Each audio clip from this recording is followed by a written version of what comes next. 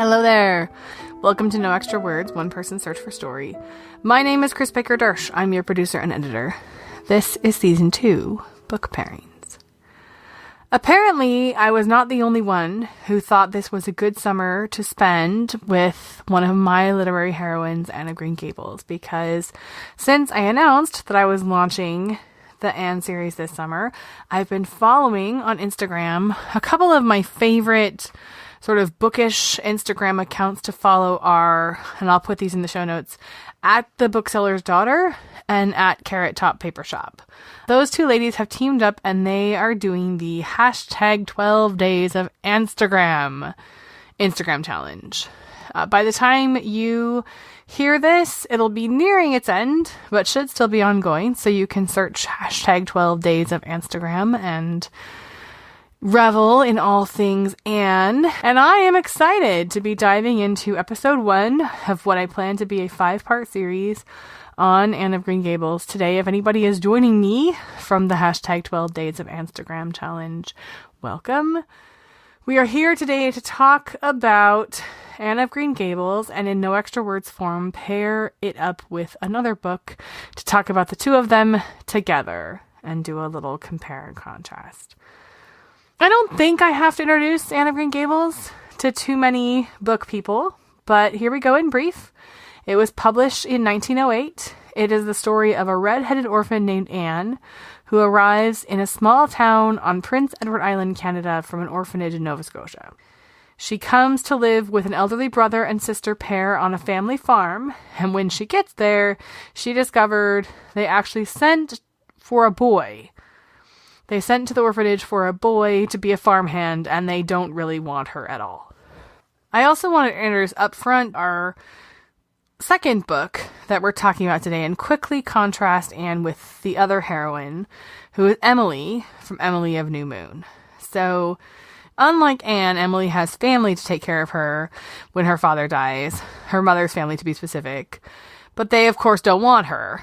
So the different households in her mother's family make her draw lots to see who gets stuck with her, and she ends up being taken in by two spinster aunts at New Moon, which is the historic family home in small town Prince Edward Island. Before we go any further, I just want to address the place name thing for just a minute. I think for a lot of us, this romance of naming a house is part of the ambiance that is these books. At least it was for me. So I tried to research where that idea comes from and when it came out of fashion. And what I found is it is still very common to give a family farm a name. If you start to Google house names and home names and homestead names, you'll find all kinds of blog posts about how to name your family farm. It appears that in L.M. Montgomery's time, L.M. Montgomery is, of course, the author of both of these books. Naming a home was beyond just naming a farm, because throughout her books, homes in cities and homes without property get names as well. But I couldn't figure out how much of a trend this was and when it began or ended. For our purposes, just remember when we talk about Green Gables or when we talk about New Moon, these are farms. Emily and Anne are both creations of Lucy Maud Montgomery, who was known as Maud without an E. Maud wrote so often about orphans that I think it would be easy to assume she was one herself, but she wasn't, at least not technically. Maud was the only child of her parents, and her mother died when she was less than 2 years old. So her father left her in the care of her mother's parents and went off to make a living, and he eventually traveled west to Saskatchewan. She was on Prince Edward Island with her mother's family. So although Maud did have a living father, she was raised by her mother's parents, with other relatives from both sides of her family kind of living nearby. She grew up in a town called Cavendish on Prince Edward Island, which is what Avonlea is based on. Cavendish at the time had probably 40 families living there, and Maud was related to pretty much everyone in town. It's this kind of small town that everybody's your third cousin or whatever. I don't know if this idea of a widowed man leaving his children with family is common in this era. The idea that a single man couldn't care for his own children would have to leave them with family to do that. But it was at least common enough that this is a very familiar story to me because it happened to my grandmother. My great-grandmother died of influenza in the epidemic that followed World War I. And at the time she died, she had 4 children under 10. And all 4, their father left them with their maternal grandparents and went away to make a living.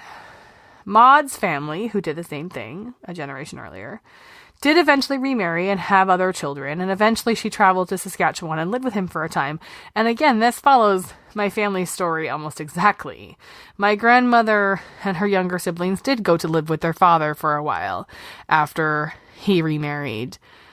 Their older sister refused to go, and the younger children did eventually come back to the home of their maternal grandparents.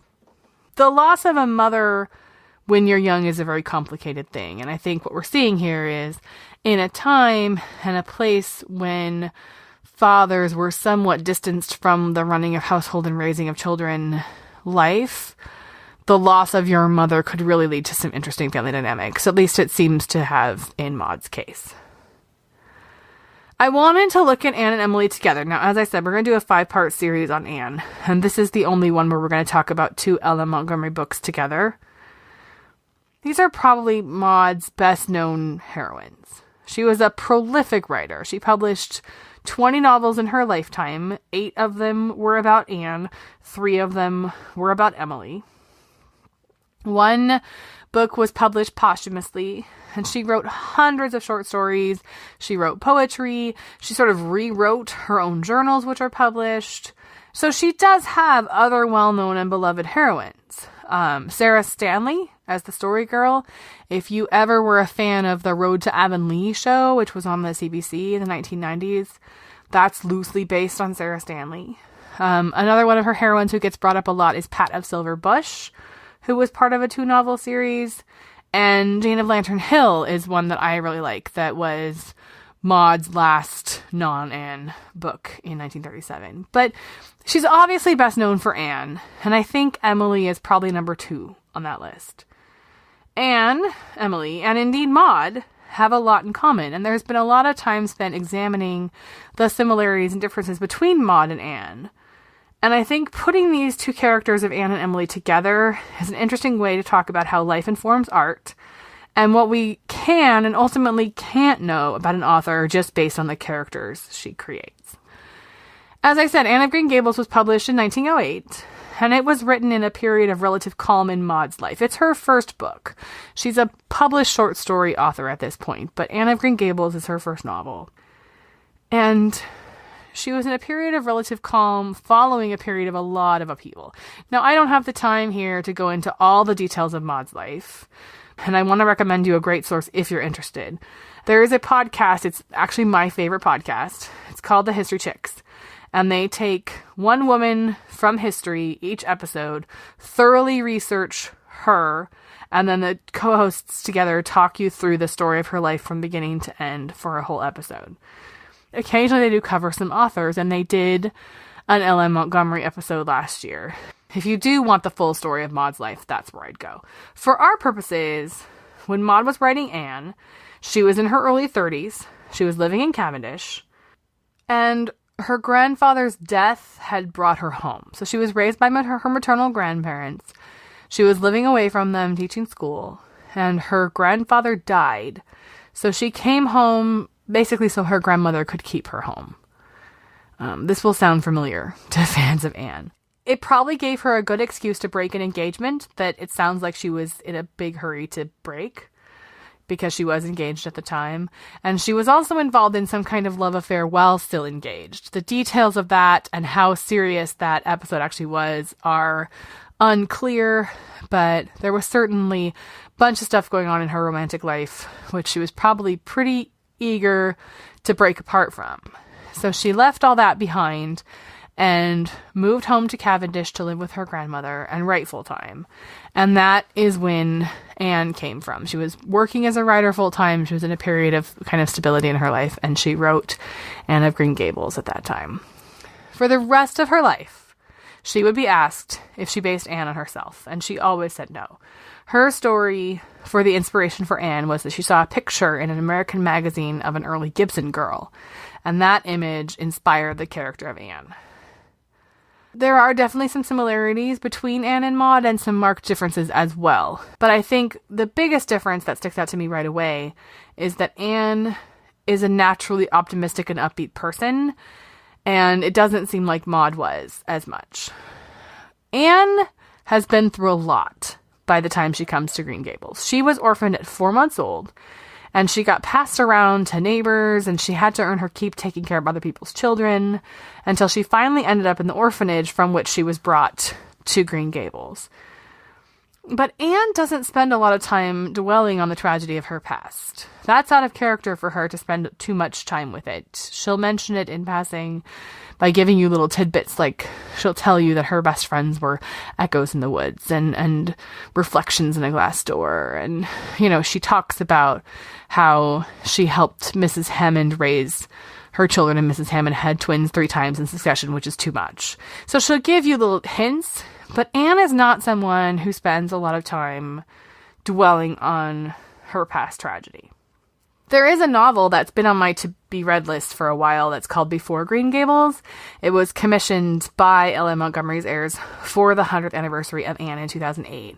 And it takes the details we know about Anne's early life and fleshes them out into a novel. But the Anne who comes to Green Gables at the age of, I can't remember if she's 11 or 12, is very ready to put that behind her.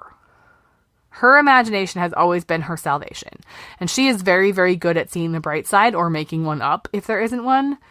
She's Pollyanna-ish. She's not annoying, but she's got that very much glass half full optimistic side to her. She has a hot temper. She's far from perfect. She's got a lot going on there, but she isn't prone to long periods of melancholy or sadness like her creator often was. Anne is one of those people that whatever emotion she's going to have is going to burn out quick. If she's sad, she's going to break down in dramatic tears, and it's going to be a big deal. If she's mad, she's going to have a flash of temper and, you know, yell and say things she shouldn't. But her moods are passing. Maud Montgomery, not so much. So Anne has been adapted all over the place. There's a well-known miniseries from the 1980s that stars Megan Fellows as Anne and Colleen Dewhurst as Marilla. That's probably the best-known movie version, but Anne has been in the public domain for a long time. So she's been TV specials, she's been a musical. One of the things that I read in preparing for this episode is the newest graphic novel adaptation by an author named Marsden, which is actually quite good if you have an Anne lover in your life who also likes art or graphic novels. Definitely worth picking that one up. It was actually, Anne of Green Gables was made into 2 different movies in L.M. Montgomery's lifetime. One, a silent film in 1919, which has been lost to history, and one from 1934, which is a talkie. So Anne's been adapted and translated, and she's everywhere.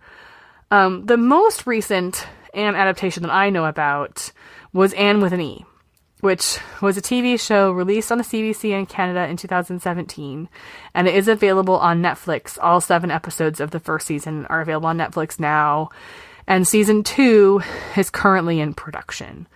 If you are somebody who has familiarity with the Road to Avonlea show, the one thing that really jumps out to me, as somebody who kind of grew up with those, they're called the Sullivan Productions because of the producer's name.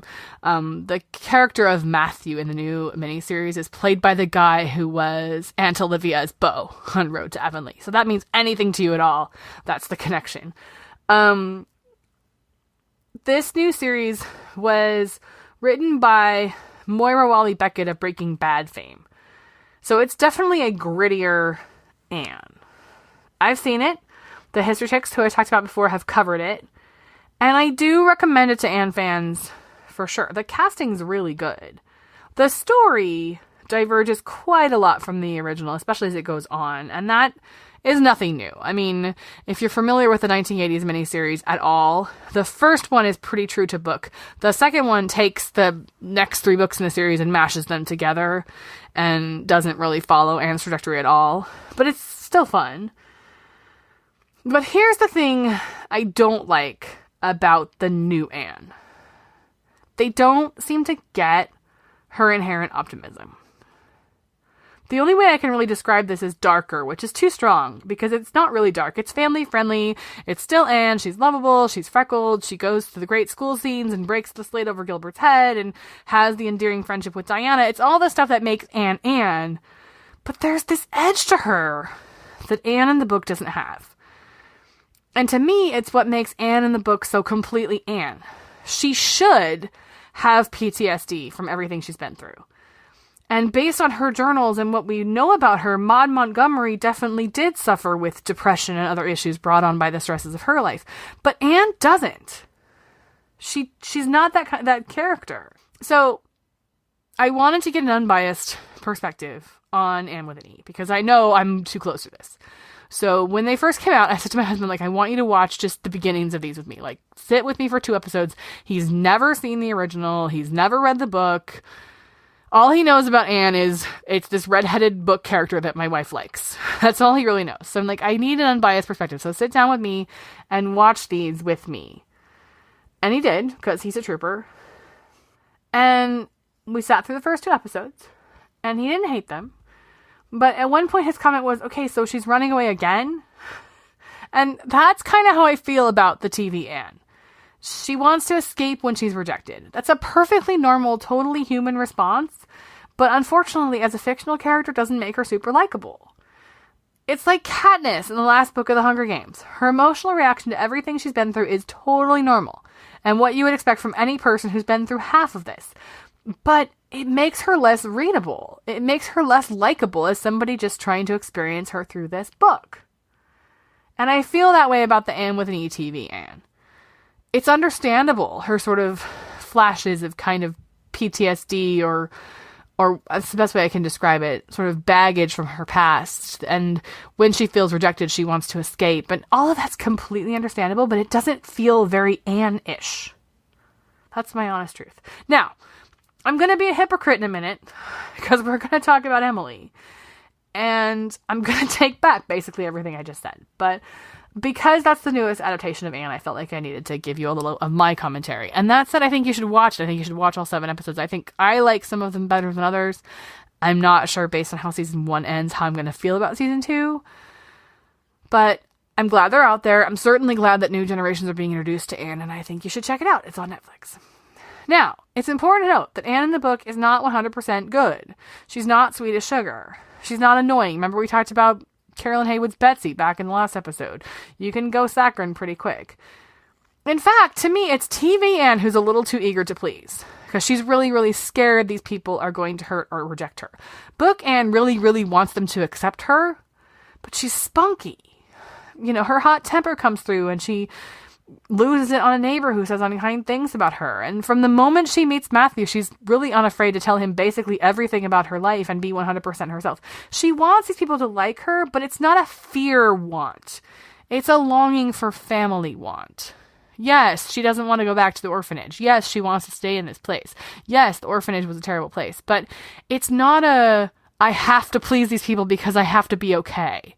It's a, I want to please these people because I want them to love me. That's the difference to me. And again, that's a very fictionalized world. But I've spent 25 years with the Anne in these books. She's close to me, and it's hard to give her up. I do want to tell you how Anne came to me originally, how I first came to these books. My mom had this tradition of giving us new books on New Year's Day. I may have told you this story before. She had this theory that while books make great Christmas presents, they get a little lost in the shuffle of Christmas morning, and they should have their own holiday. So we would wake up New Year's morning with new books at the foot of our beds. And she bought me all 8 Anne books one New Year's. It might even have been the first year of the tradition. Anne might have been what launched it. I don't remember. I was about 8 or 9 years old, which is about the time this tradition started. And I read them straight through. I still have all 8 of them, and they are worn out, and they are falling apart. They were paperback. They were those Bantam 1980s paperbacks. They've been dropped in the bathtub. I mean, they're not holding together real well. My husband bought me a new set for our wedding. He was so cute. He said, I don't want to replace the ones that your mom gave you. I don't want these to be like, I don't want you to throw those away. I just want readable ones that you can actually sit and read and they're not falling apart. So Anne and I go back a long way, and we visit quite often. I've read some more than others, but as a series, I've read them through at least a dozen times, all of them, and then several of them as individuals more often than that. Now, Emily I haven't reread as much. And I hadn't reread Emily in a long time. I was trying to remember the last time I sat down and read the Emily series through. And I'm sure I was in my 20s, probably my early 20s. It was such a delight to go back to New Moon in preparation for this episode. I actually went and listened to Emily of New Moon on audio from my library, which I had listened to Anne. I had a cassette tape of Megan Follows reading Anne of Green Gables as a kid, but I'd never heard Emily on audio. I'd only read them. And I enjoyed them so much that I'm going to get Emily Climbs from the library as soon as it's available. So I want to finish the trilogy on audio. Emily of New Moon was published in 1923 when Ellen Montgomery was almost 50 years old. So in between Anne of Green Gables and Emily of New Moon, she published 5 additional Anne novels, both of the Story Girl books, the entirely skippable Kilmeny of the Orchard, a book of poetry, and 2 books of short stories, although one of them was just thrown together by her publisher and she didn't make any money off of it and never claimed it. She had struggled with a lengthy lawsuit against that publisher that she eventually won, who tried to take a bunch of the rights for Anne from her.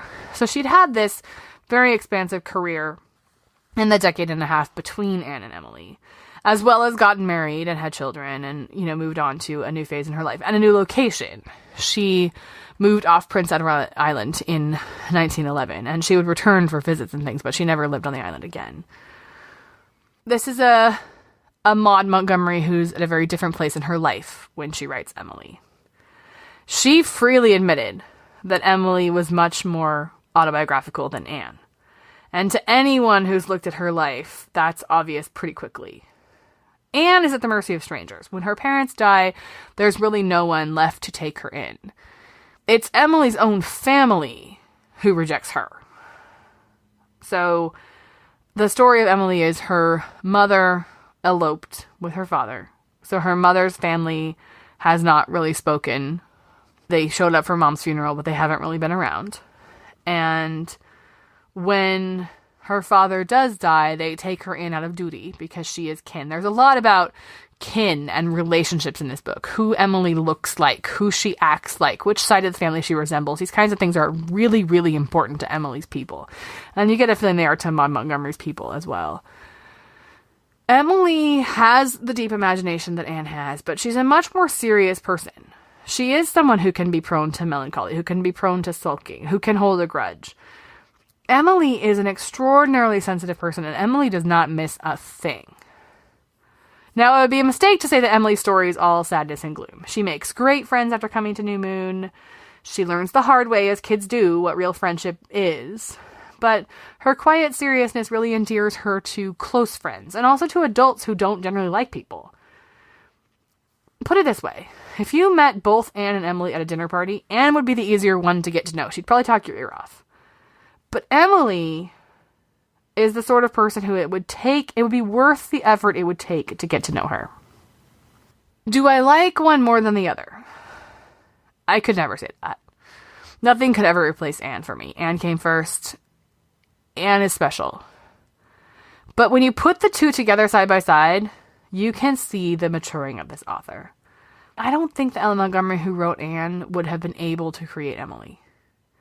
To be able to write a nuanced Emily with all her quirks and flaws without the book descending into sadness, it feels as though, as a creator, she needed the stepping stone of Anne to get to Emily. And you can see why Anne's the popular one. Emily of New Moon is no slouch in the bestseller department. It's been in print for a long time. It's been translated into many languages. It was a TV show. But it was never the worldwide breakaway hit that Anne was. It's not in the public domain yet. I don't think. I tried to figure it out when I was looking for it, and it seems to be in this line between copyright and not copyright, and it would take a lawyer or someone smarter than me to figure it out. But what I'm saying is, well, anybody in the world could take the text of Anne and do everything they can with it. Emily's not there yet, but I don't get the sense that they will even when they can. It's just never been the sensation that Anne was. So my question that I had to ask myself was, why am I drawn to the grittier Emily, but I get annoyed when TV Anne is grittier than she is in the books? I don't know. I'm a hypocrite. I told you that earlier. Am I just attached to the books because of my long-time relationship with them? Or is Maud Montgomery better at getting nuance than Moira Walley-Beckett is? Or maybe a book is a better way to experience an Emily.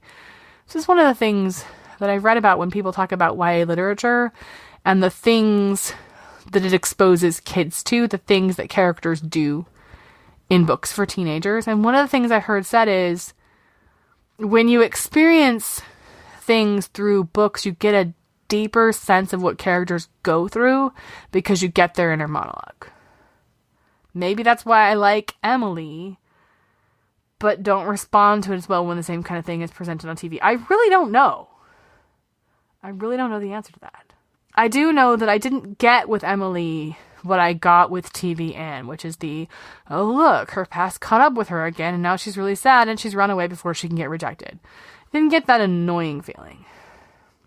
I would tell you that I would be interested to see Moira Walley-Beckett's TV interpretation of Emily. I'd watch that for sure. I think as a series, Emily is stronger. And I think it was always intended to be a trilogy.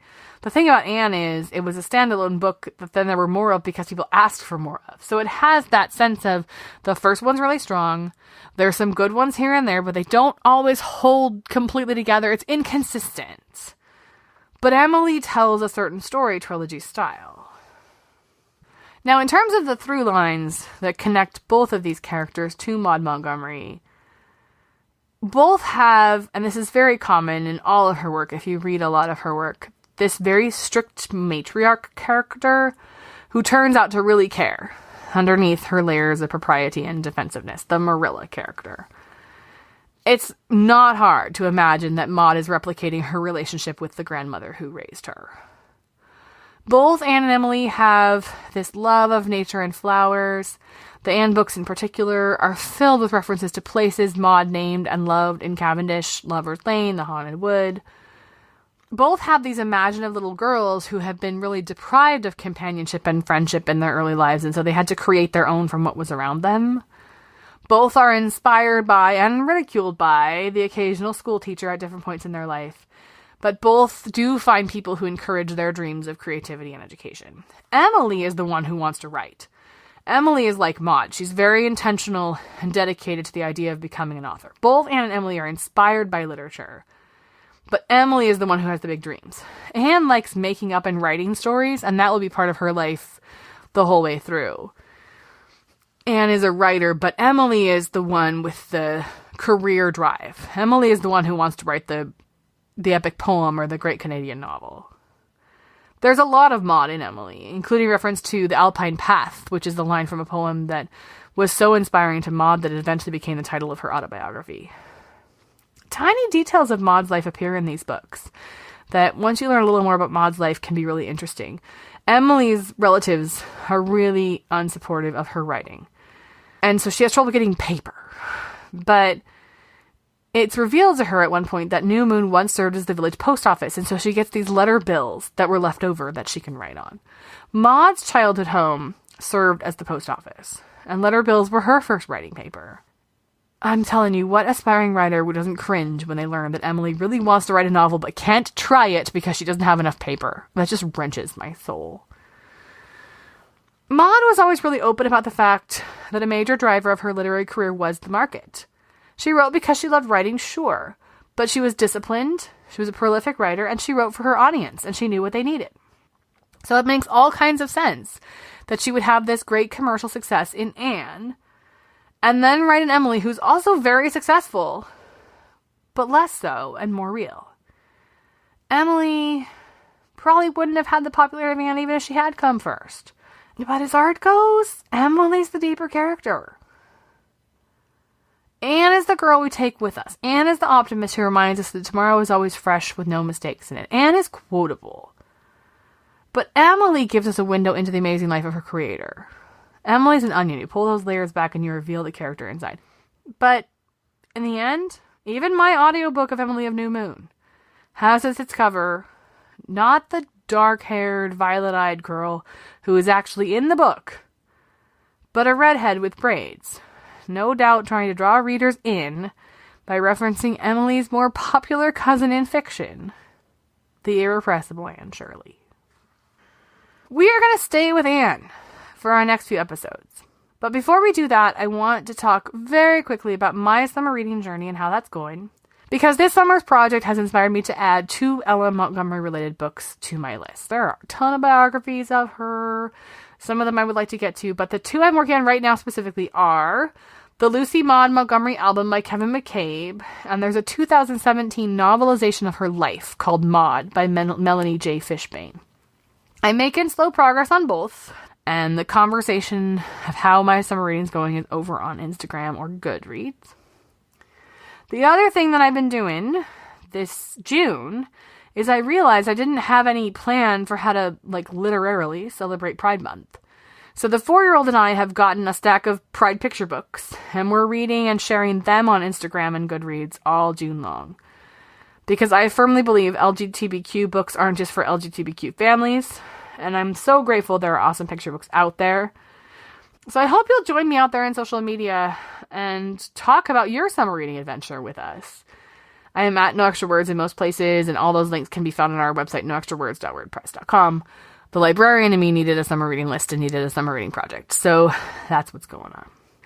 We are staying with Anne for our next episode, and we're going to move on to the next volume of her adventure. What I've decided to do about spoilers is save them for the next episode. I'm not going to spoil anything Anne of Green Gables for you today, in case this episode inspired you to read it. But when we pick up Anne at her next step, we have to tell you where she got to. So I will consider Anne of Green Gables fair game to spoil on our next episode, but Anne of Avonlea, which is what we're going to cover, we won't spoil until we get to the next one, and so on. So Anne of Avonlea is our next Anne read if you're reading along with us, and it's probably going to be what I think y'all are going to think is the strangest pairing of the series. Anne of Avonlea was the hardest one for me to pair. The others kind of paired themselves right up. But I'm happy with where I landed on this. We are going to pair Anne of Avonlea with Pearl Cleage's 1997 novel, What Looks Like Crazy on an Ordinary Day. And we're going to talk about what it means to go and be and stay home. This whole concept of a hometown. As always, you are not required to have read either one of those books to participate with us. There's no expectation of it. Just come along and join us for the ride. And until we see you next time, which will be soon, I hope you go out in the world and find yourselves a good story.